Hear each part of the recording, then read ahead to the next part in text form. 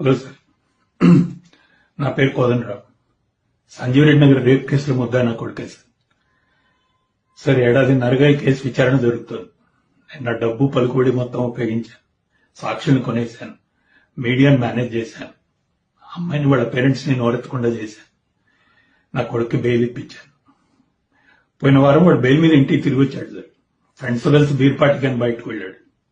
నేను చాలా రోజుల తర్వాత హాయిగా ఇంట్లో నిద్రపోయాను. అర్ధరాత్రి ఇంటికి తిరిగి వచ్చాక నన్ను లేపి గట్టిగా కావలించుకొని అన్నాడు సార్, డాడ్, నీ సపోర్ట్ ఇలా ఉంటే ఎన్ని రేప్స్ అయినా చేసి తప్పించుకోగలను అని. నాకు అర్థం కాలేదు సార్.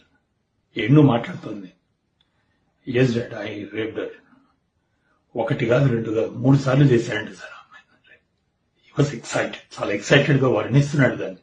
ఎక్కడో ఏదో వీడియో చూసాట, దాన్ని ఇమిటేట్ చేశాడంట సార్. వాళ్ళ ఫ్రెండ్స్ కి అది లైవ్ ఫీడ్ పంపించాడు. They were watching it live and